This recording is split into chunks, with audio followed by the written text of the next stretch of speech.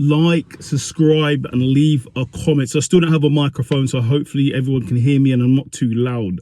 So here's your review of Raw, the week commencing the 19th of February 2024. So it starts off with Drew McIntyre versus Cody Rhodes. This was a really good match. This was a main event pay-per-view caliber match. It was a really good match. Go and watch it if you haven't seen it. It looked like Drew, Cody were going back and forth, but there was interference from the bloodline out of nowhere, and they cost Cody the match, and Drew got the win. That's the first time Cody's been pinned since WrestleMania to Roman Reigns. Wow. Then we have Cody in the back, basically is injured because of the Samoan spike he got to his neck, and Seth just literally comes in and looks at him like, I told you so. Then we have a women's battle royal. The winner is going to go to the Elimination Chamber.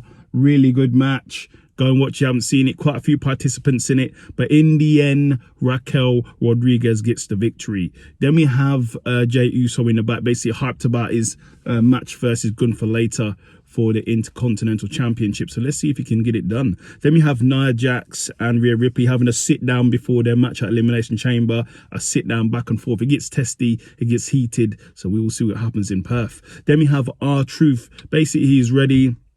He's coming for Judgment Day, and he wants everyone to protect Nick Mysterio. So let's see what happens.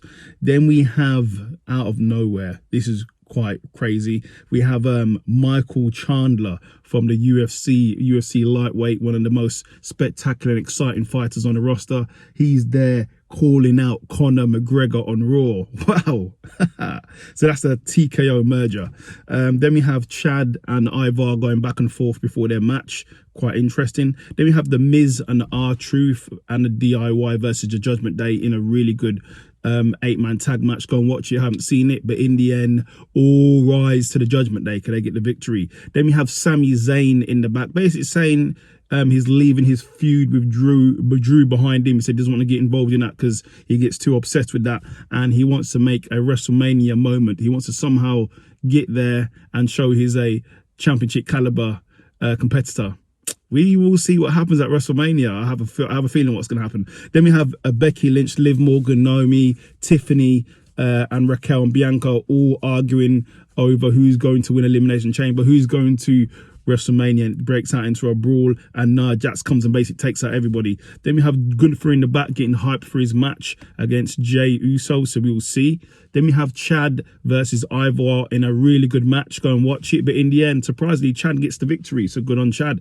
Then we have Drew McIntyre in the back, says he won fair and square against Cody. He's just gonna get on with the job. He said he's gonna save WrestleMania. He's gonna beat LA Knight on SmackDown, win the Chamber, and go to WrestleMania and save it.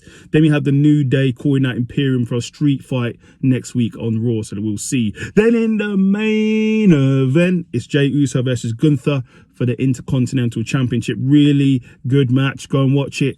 Jey must have hit about 15 spears on Gunther, had the win, but there was interference from Jimmy Uso, and it cost Jey the match, and Gunther is still your champion. Like, subscribe, and leave a comment.